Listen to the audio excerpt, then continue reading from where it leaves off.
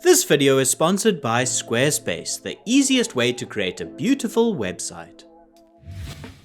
Even in the world of high-end cinema with budgets of tens of millions of dollars, we've seen cinematographers select what would previously have been called a consumer camera, aimed at your average content creator. Like the $80 million film The Creator, which was shot on a Sony FX3. Or the $75 million 28 years later, which was reportedly filmed on an iPhone. With this in mind, let's break down all the different factors that may influence what camera cinematographers decide to shoot on, and which may also help you to select a camera for your next film, whether it be a low-budget self-funded short or an industry-level feature. Cameras come in all shapes, sizes, and perhaps most importantly, budgets. The starting point when choosing a camera should always be what is affordable for your budget. You may want to shoot your short film on an Alexa Mini, but if it's gonna take up 90% of your total shooting budget just to rent the camera, then that's not a trade-off worth making. The camera budget of your film will normally fall into one of three categories. A low budget camera, which is aligned with a mirrorless or prosumer camera like a Sony a7S III, a Blackmagic Pocket Cinema camera, a Sony FX3 or a Canon C70. A medium budget, which aligns with a broadcast style or entry-level cinema camera like a Sony FX6 or FX9, a Canon C300 or a Red Komodo. Or an industry budget shoot on a high-end cinema camera like an Alexa, a Venice, a Red V-Raptor, or even a film camera. If you're working in the world of corporate videos or broadcast documentaries, another question will be whether you would like to buy a camera which you can rent out to productions, or rent a camera for each individual project from a gear house. The finances of this would be up to you and whether you get enough work to quickly pay off the camera so that you can start making money on it before needing to upgrade. Another question when buying is how often the camera you select will be the right choice for all of your shoots. For example, there may not be a point buying a Sony a7S if most of your jobs require a camera with timecode, internal NDs, and multiple XLR inputs. If it's an industry level job on a professional cinema camera, there's a good chance that you'll be renting rather than using a camera you've bought due to the excessive price of these machines. After you have your budget and know what cameras are in your price range, another factor is the format you want to shoot on. There are three popular formats which are most commonly chosen. Firstly, we have Super 35 cameras like an Alexa Mini, a Red Komodo, or even an actual 35mm film camera. These cameras are compatible with a large selection of spherical lenses, from stills lenses to cinema primes and zooms. In post-production, the image from these rectangular sensors can be kept as is, or cropped to get either a widescreen look or a narrow aspect ratio like 4:3. Our second format choice is a full frame or large format camera. These bigger sensors range in size from a Sony a7S's full frame to an Alexa LF's large format, or even the enormous Alexa 65 format. As these sensors are bigger, they'll capture a wider field of view than Super 35 cameras, but need to be paired with large format lenses that have enough sensor coverage to avoid seeing the black vignette of the inside of the lens. It's important to note that the sizes of camera sensors are not standardized to one exact measurement, but will instead be slightly different depending on what model you choose. Finally, we have the anamorphic format, which uses special lenses that squeeze the image vertically onto a taller 35mm sensor, which can later be de-squeezed to get a widescreen aspect ratio. Not all cinema cameras have a sufficient sensor size to properly shoot anamorphic, or monitor the image by de-squeezing it for viewing. So if you want to shoot on anamorphic lenses, you'll need to pair them with a camera which supports anamorphic recording.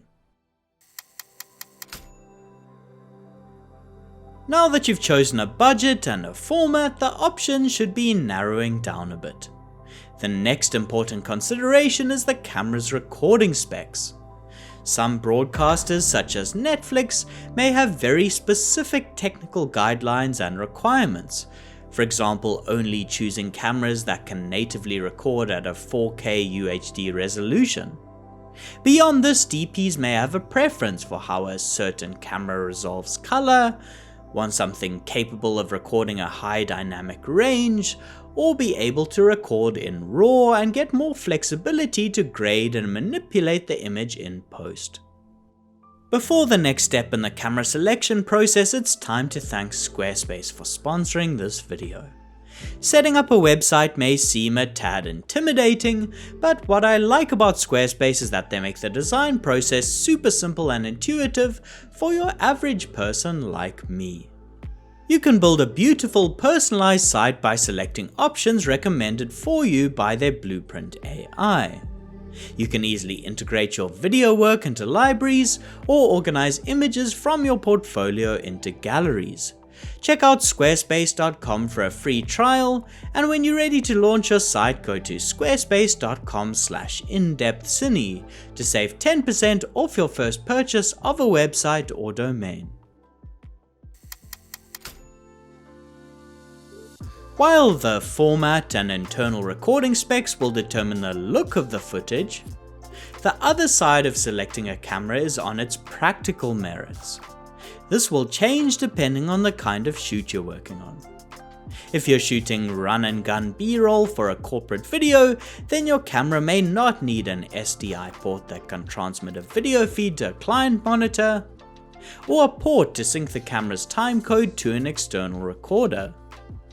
Whereas if you're shooting a narrative feature, you'll probably need SDI out ports, the ability to send custom frame lines for aspect ratios to monitors, add cube files which you can use as monitoring LUTs to view the footage with a specific look on external monitors, multiple power out points from a breakout box that can send juice to different accessories, and timecode for easily synchronizing externally recorded sound to the footage. Solo documentary shooters who need to place a shotgun mic on board the camera and record their own sound will likely want a camera with dual XLR inputs and mixing knobs on the camera's body, which allows operators to quickly adjust audio levels with the camera on their shoulder. The situation that filmmakers need to capture may also have a significant impact on camera selection. For example, each model may have a different sensitivity to light, which is measured in ISO, ASA or EI. If you're shooting a verite style documentary without crew or lighting gear in possibly low lit night environments, then you'll probably want to select a camera which has a very sensitive ISO setting. Dual base cameras which have both a lower ISO setting that can be used for brighter environments, or a high base option that can properly expose in low light situations, are great for this style of shooting. However, if you're working on set with a fully stocked lighting truck and an electrical crew to boot, then you'll be able to set up artificial light sources and give enough illumination to spaces that you can shoot with lower ISO values without any issue. A final consideration is if you make a creative choice to only use natural light at very low illumination levels like dawn or dusk. Such as this shot from a movie I did, which we filmed way after sunset during the very last moments of available ambience on a Sony FX9 in its high base mode of 4000 ISO. From having too little to too much light, another feature which may influence camera selection is whether they come with internal ND filters. These are pieces of glass which can be placed in front of the camera sensor to cut down on the amount of light let in. Some camera bodies have these internally built into the camera, while others don't, and need to control light with external ND filters which need to be physically placed in front of the lens in a matte box or screwed onto the barrel.